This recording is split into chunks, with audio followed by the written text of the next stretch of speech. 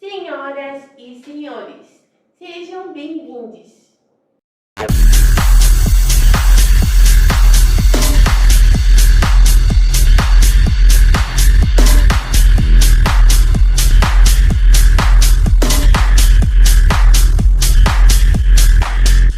Olá, senhoras e senhores, há quanto tempo, menina?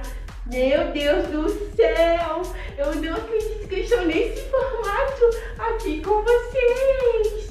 E hoje eu vos falo, sou apresentadora desse programa para estar pertinho de vocês. E antes que comece, eu vim aqui me apresentar. Para quem não me conhece, eu sou a Pombolo, prazer. E aí, hoje eu vim falar pra vocês que eu estou ansiosíssima pra gravar esse programa com vocês. Sabe por quê? Porque essa é a segunda temporada. E com isso, hoje eu vim apresentar pra vocês. Na verdade, eu vou estar apresentando com o Diogo Ramon, que está aqui do meu lado, ou desse lado, não sei. Ele vai estar com um entrevistado aí com vocês, apresentando, conhecendo um pouquinho de cada pessoa, tá bom? E aí vão ser, ao longo do caminho, vários temas. Eu espero que vocês gostem. Fiquem aqui comigo porque eu vou estar com vocês. E antes que a gente chame o convidado, eu quero falar com vocês. Será que eu dando uma dica pra vocês, vocês vão saber quem eu tô falando?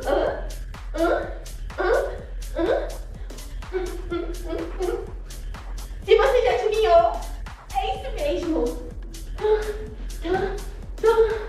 É a dança. E qual será o entrevistado ou entrevistada de hoje? É mentira, é a Marlene. Vem aí com você, Marlene.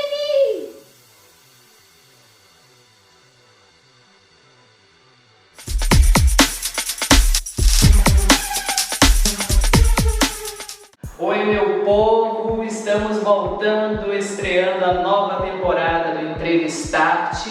Estamos falando nessa temporada diretamente de onde? Do Encena, Centro de Artes. É isso mesmo, um espaço aconchegante que fica no bairro Coroado, na cidade de Manaus. E nós estamos sendo bem recebidos, toda a nossa equipe do Entrevistarte está sendo bem recebida para fazer esse programa presencial. Estamos saindo daquele online, não é? E agora, já num momento muito melhor, vacinados, estamos estreando essa nossa segunda temporada. E como sempre, nós não podemos iniciar de uma forma qualquer, temos que iniciar com coisas boas, pra cima, e é por isso que nós estamos aqui com a nossa convidada especial que vai falar sobre dança. Verlene Ferreira está abrindo a temporada do Entrevistarte. Olá a todos, olá Diogo, obrigado pelo convite e sejam todos bem-vindos. E aí, como já é tradição no Entrevistarte, a gente já começa fazendo a pergunta assim diretona, né? A gente quer saber, Verlene Mesquita, como que foi para você entrar no mundo da dança, qual é a tua ligação com o mundo da dança e o que você já fez nesse tempo que você está trabalhando nisso, trabalhando com dança. Então, Diogo, tem umas ligações muito interessantes. Na realidade, quando eu comecei a faculdade de dança, eu tinha uma ideia sobre a minha ligação com a dança. Quando, recentemente, em 2020, eu fui aprovada no mestrado, essa pergunta ressurge. Então, eu tive que cavar um pouquinho mais na história, desde a minha infância, qual é essa minha ligação com a dança. Qual foi esse momento que eu me senti encantada pela dança? Porque a arte, ela é encantadora, né? Então a gente se conecta com ela em momentos da nossa vida. Então, na faculdade, no período da faculdade, eu acreditava que tinha sido inicialmente a minha relação com a igreja, né? Esse fato de começar dançando na igreja. Mas quando eu vi essa pergunta de novo no mestrado e que me incentivaram, me cutucaram, não, mas qual é essa conexão desde a infância. E aí eu tive a lembrança, aqui antigamente era uma taberna, se chamava Mercearia Bezerra. Então meu avô tinha um ponto comercial e a frente da casa é larga, né? Ali onde está a rua é bem larga. E era um lugar onde se reuniam brincantes, os brincantes de boi, de danças populares. E eu era muito pequena.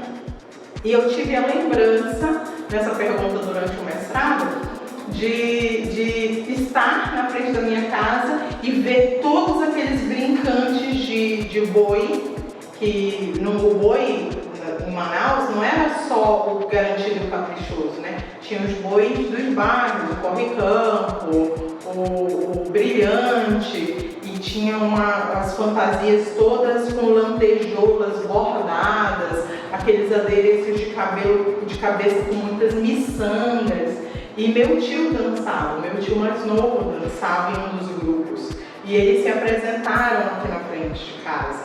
Então eu tenho uma lembrança daquele monte de gente com muita roupa brilhante, cheio de lantejoula, cheio de miçangas, com aquelas cabeças altas. E ali eu lembrei, durante essa pergunta, que a professora Eneila, que está na turma do mestrado, ela veio com essa pergunta e eu tive essa recordação dessa conexão com a dança, principalmente a dança popular. E também é uma memória que eu trago também da dança do cangaço, dos brincantes de boi, dos cirandeiros, que era essa coisa de dançar nas ruas durante as festividades. Então, isso é uma memória da minha infância. Então, ali me marcou esse contato com a dança desde a infância. Então, um outro momento marcante foi porque você vai crescendo, né? Filha de pais separados, você começa a pensar nesse sistema financeiro, né? O que custa caro para a sua família e o que não custa. E eu lembro, a minha mãe já estava trabalhando fora, mas tinha telefone em casa, e eu lembro do Dr. Roberto Braga na televisão anunciando o lançamento do Cláudio Santoro, que na época funcionava perto da bola da Suframa. E eu lembro dele anunciando e cursos de teatro, de dança, de balé, e ao fundo tinha as meninas fazendo aula de balé. E eu disse, uau, eu quero fazer isso. Eu peguei um número de telefone, liguei. Quando eu liguei, a moça disse uma lista de coisas que precisava para fazer aula de dança. Aí eu fiquei pensando, poxa, é muito caro, eu não vou pedir para minha mãe pagar isso. E a aula de teatro? Precisa de quê? Só os seus documentos. E fui fazer aula de teatro, fui aluna da Selma Bustamante. E dali em diante, todas as outras coisas foram se conectando. É claro que quando eu comecei a trabalhar, aí eu fui fazer dança. Então a gente percebe que a Verlene, além de ser essa artista versátil, que transita entre várias linguagens, ela também é pesquisadora, professora, é formada, e fiquei sabendo que ela fala italiano e viajou para a Itália. Conta isso pra gente, Verlene. Em 2008 eu entrei na faculdade e segui, né? Vamos estudar, entrando e saindo de cada período. Quando eu estava na fase perto, já tinha qualificado, né, 7º período ali, a qualificação, aí surgiu o programa Ciências Sem Fronteiras. Esse programa foi, acho que uma surpresa a nível nacional. Ele tinha um foco muito na questão da tecnologia, né, e a questão agro. Então, do programa, no período que eu participei, tinham 58 brasileiros. Então a gente foi para a Itália, todos escolheram a Universidade de Bolonha. A Universidade de Bolonha é uma das mais antigas, né, da Europa, e tem um formato totalmente diferente da perspectiva brasileira, né, que a nossa formação no Brasil tem a perspectiva tanto da licenciatura, né, para o docente, que você vai ter toda aquela base metodológica, ou do bacharel, que é o artista, aquele que vai estar produzindo, E lá não, a formação tem a perspectiva da figura do crítico. Então você estuda muitas referências. Eu consegui fazer 5 disciplinas e participar de um seminário durante um ano, né? Então, a formalidade é uma coisa assim que com certeza os brasileiros têm um choque, que você tem que tratar o professor na terceira pessoa do singular, você se comunica por e-mail com mais frequência, também a sua escrita direcionada para eles é toda na terceira pessoa do singular, você não pode tratá-lo de uma forma tão natural. Você trata os professores com toda a formalidade, os professores dão aula de terno e gravata.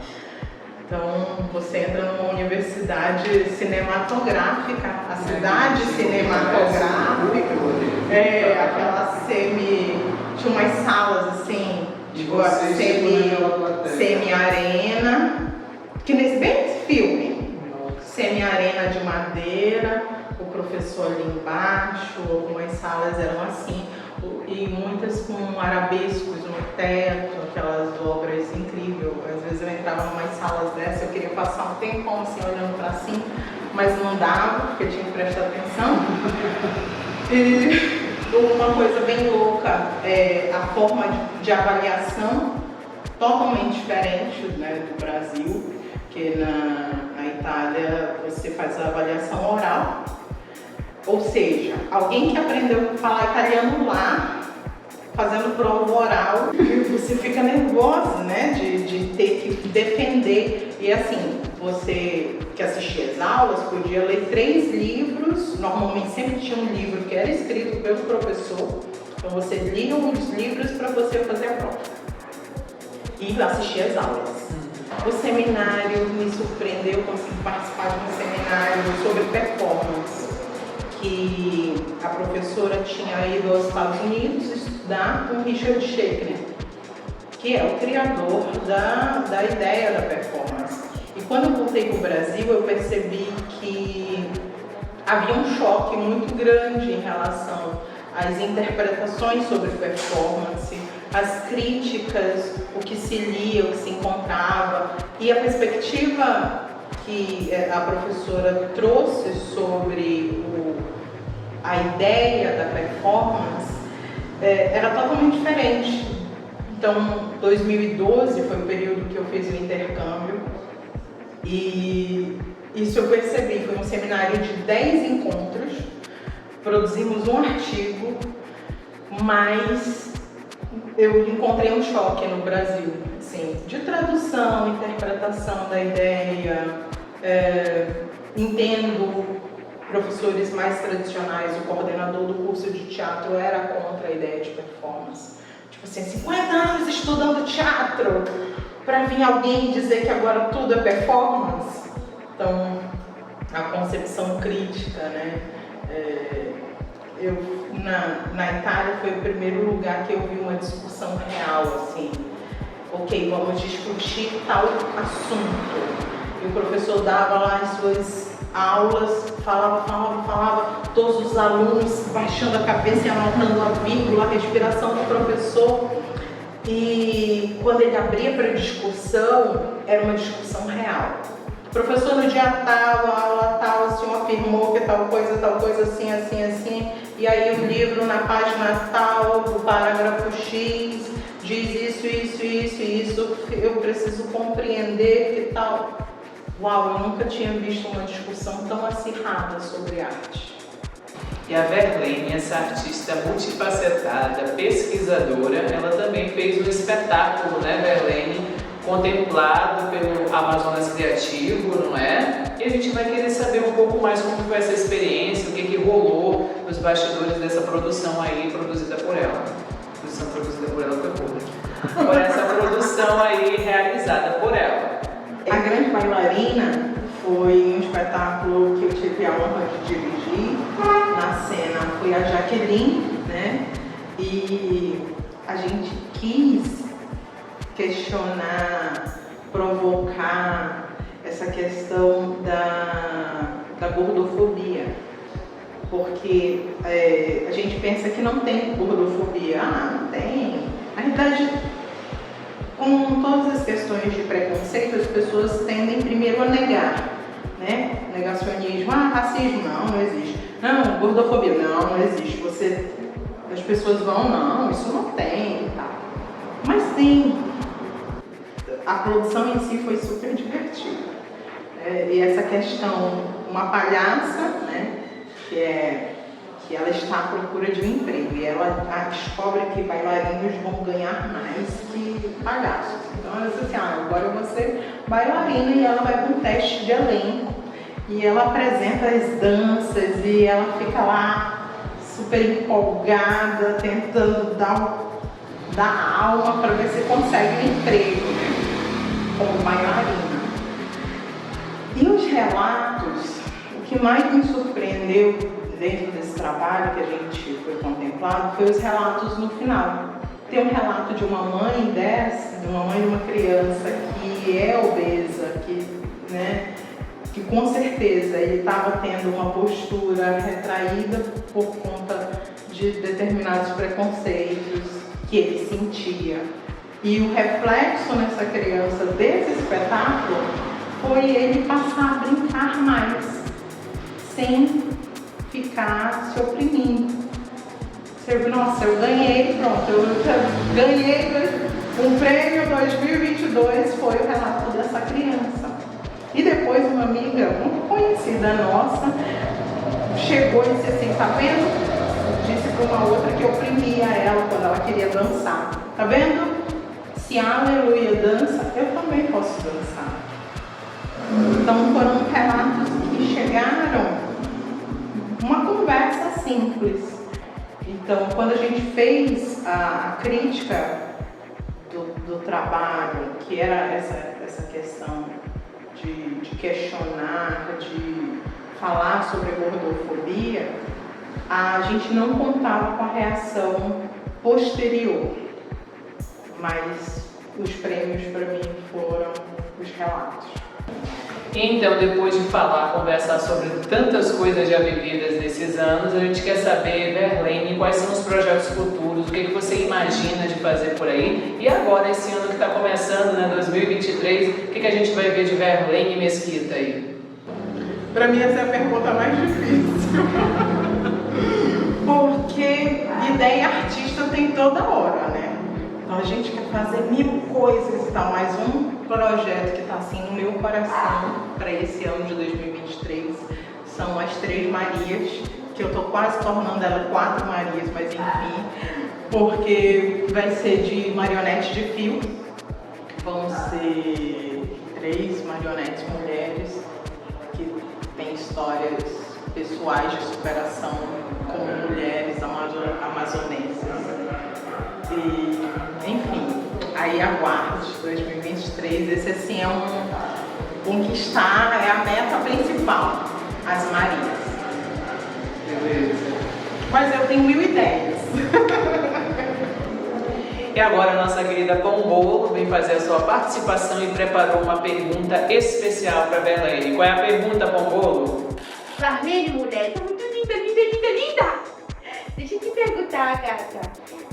Qual foi o projeto que você mais passou perrengue ou no meio do processo você decidiu não continuar? Me fala aqui.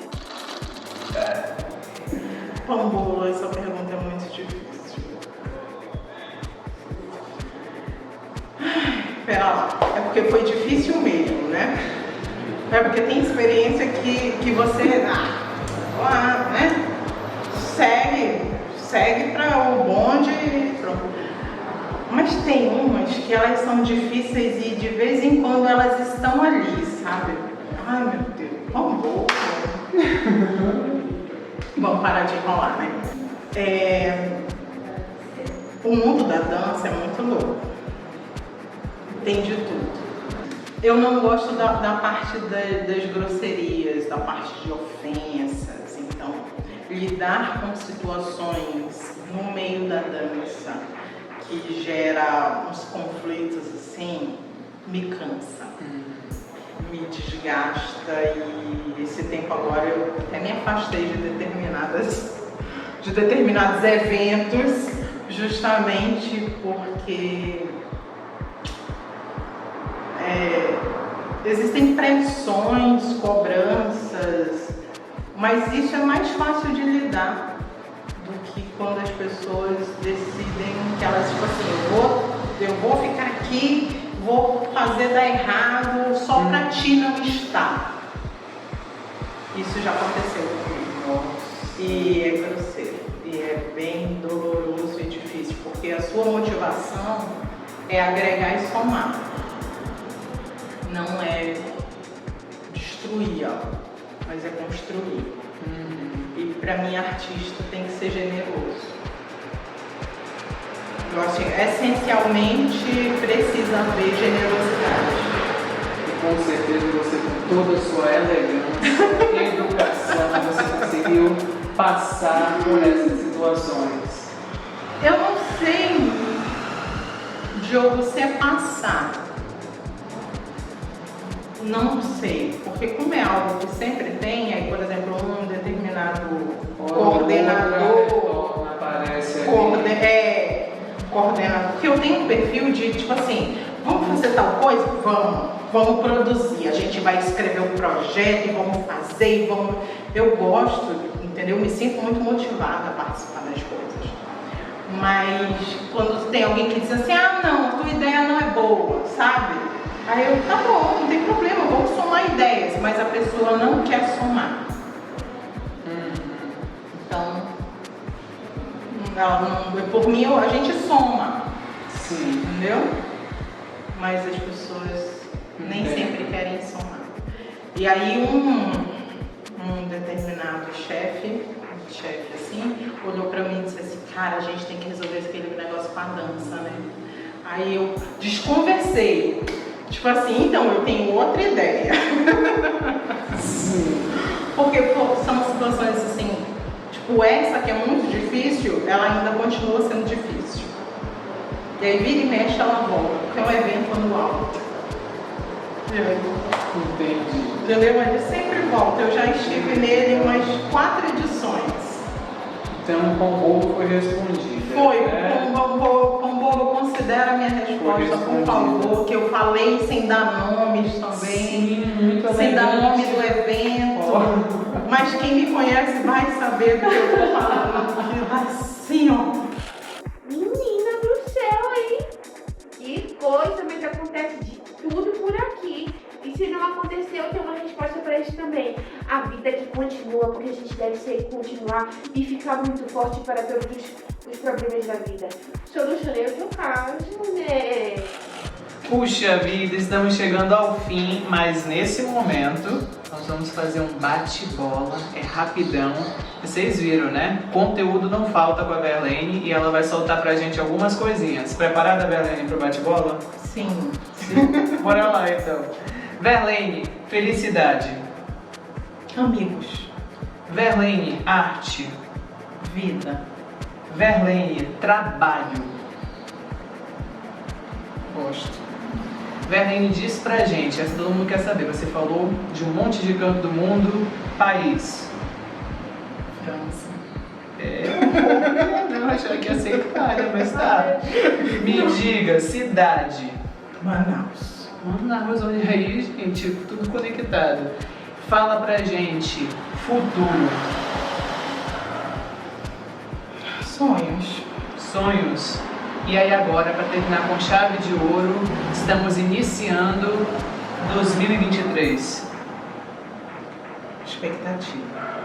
Expectativa. É isso, meu povo. Verlaine, agradeço muito você ter aberto com chave de ouro essa nova temporada do Entrevistarte com a gente. Então você já sabe, todas as nossas entrevistas estão disponíveis no YouTube. Só é acessar DR Criações e Companhia. Se inscreve no canal, curte o nosso vídeo e compartilha com os amigos. E estreando esse ano, Verlaine, o Entrevistarte também é podcast. Vamos estar no Spotify e no Deezer. Você pode escutar a Verlaine. E depois, quando chegar em casa, não é? Ver a Verlaine aqui com toda essa elegância dela. Muito obrigado, Verlaine. Beijão pra vocês e muito obrigado por acompanhar. Fica de olho que a temporada só tá começando. Tchauzinho. Um beijo, um beijão no coração de vocês, porque agora está no fim do nosso programa, mas a vida é essa. A nossa vida a gente tem que saber resolver e continuar, porque a vida não para, olha.